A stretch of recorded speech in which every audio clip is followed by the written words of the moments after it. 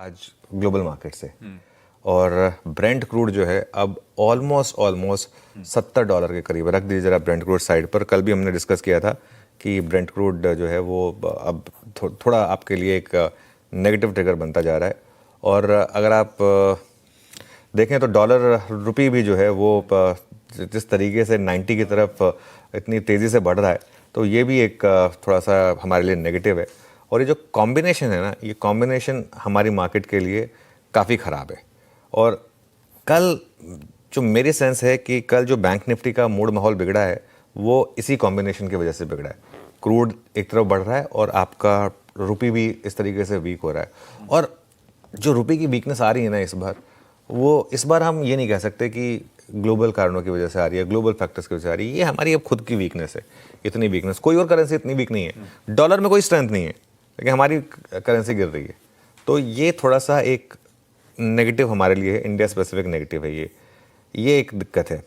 लेकिन पता है, मैं बताऊं इन सबसे बड़ी दिक्कत मुझे क्या लग रही है इस समय मार्केट में, वो है प्राइमरी मार्केट का एक्शन। और विद इन प्राइमरी मार्केट जो लिस्टेड स्टॉक्स हैं उनमें भी जो प्रमोटर्स जिस तरीके से बहती गंगा में हाथ धो रहे हैं। अब देखिए प्रमोटर्स की तरफ से कितनी एक के बाद एक ब्लॉक डील आ रही है। लेटेस्ट एग्जांपल है पॉलीकैप। बड़े पैमाने पर आज पॉलीकैप के प्रमोटर्स फिर हिस्सा बेच रहे हैं। प्राइमरी मार्केट में आशीष एक खराब क्वालिटी के आईपीओ आ रहे हैं। मैं रद्दी बोलना चाहता था लेकिन वो मैं थोड़ा सा रुक गया। इस तरीके के आईपीओ आ रहे हैं।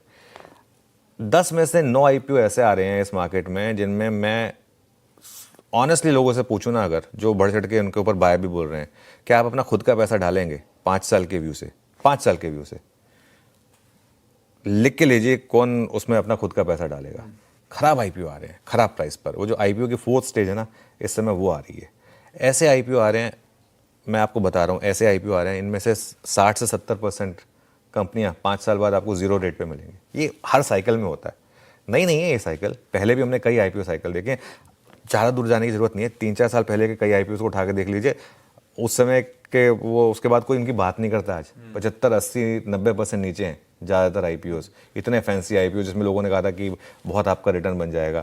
बीच बीच में 1-2 अच्छे आईपीओ आते हैं, हमने बात भी की है बीच बीच में। एक आधा अच्छा आईपीओ आया जो एकदम स्टैंड आउट लगता है, जैसे विशाल मेगा मार्ट आया था या बेलराइज आया था, हमने बात भी की है उनकी। बट अदरवाइज जो है ना, मुझे इस आईपीओ मार्केट जो है ना मुझे बहुत खराब लग रही है।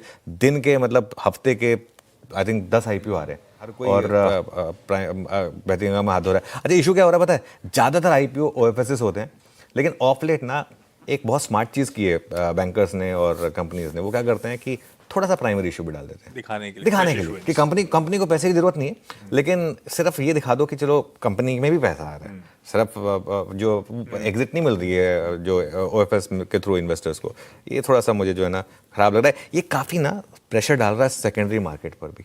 इतनी सप्लाई आ रही है पेपर की, मतलब मुझे तो दिन के 6 आईपीओ मतलब दिखाई देते हैं कि रोज कुछ ना कोई आईपीओ खुल रहा है। और अभी तो मैं एसएमई बोर्ड में जा ही नहीं रहा, ये तो मेन बोर्ड के आईपीओ हैं। और पता नहीं मतलब मुझे पता है कि ये जो आईपीओ लॉबी है काफ़ी स्ट्रांग होती है, उनको ये मेरी बात अच्छी नहीं लगेगी, लेकिन ये फैक्ट है। मैं फैक्ट स्टेट कर रहा हूँ यहाँ पर। तो संकेत थोड़े से दिक्कत वाले हैं। कच्चा तेल हो, हमारे अपने रुपए की चाल हो, या प्राइमरी मार्केट्स की ऑफरिंग, प्रमोटर्स की सेलिंग, जो कहें।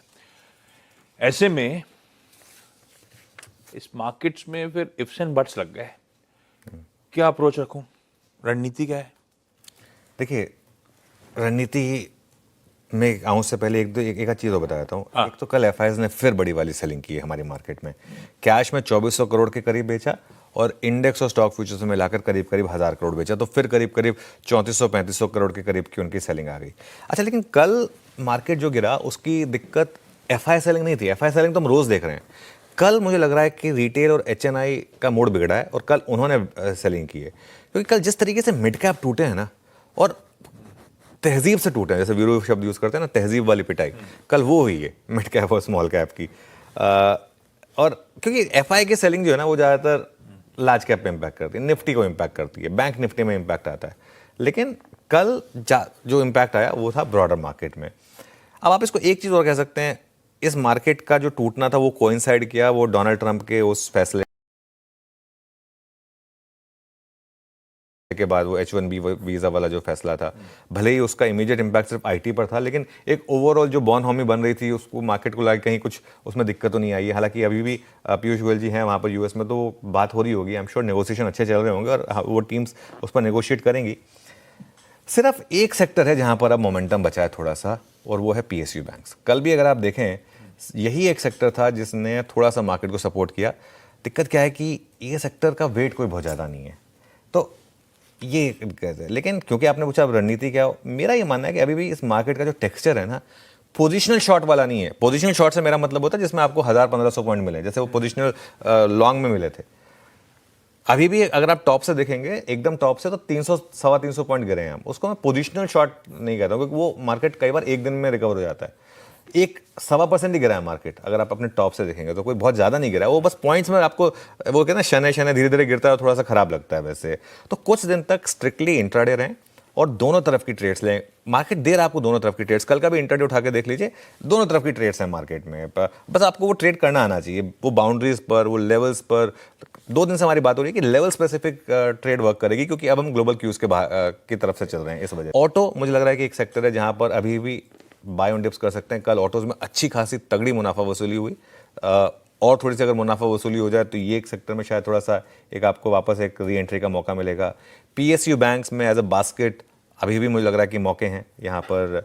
तो ऐसा नहीं है कि बाजार में मौके नहीं है, मौके हैं बाजार में। कल भी आप देखिए, हमने कुछ बिग स्टॉक्स स्पॉटलाइट, जैसे मिंडा कॉप का अगर आप इंटरडे चार्ट देखें, या लॉरस लैब्स का आप इंटरडे चार्ट देखें, तो ऐसा नहीं है कि मार्केट ने आपको मौके नहीं दिए, मौके मार्केट ने आपको फिर भी दिए इस समय, लेकिन लिमिटेड मौके हैं वो, क्योंकि बाजार जो है ना वो थोड़ा सा खराब है इस समय।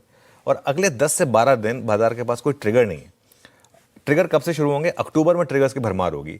1 अक्टूबर को ऑटो बिक्री के आंकड़े आएंगे, मेरे ख्याल से वो सबसे इंपॉर्टेंट डेटा पॉइंट होगा, क्योंकि वो पता चलेगा उसमें कि कितनी पेंटअप डिमांड थी और कितनी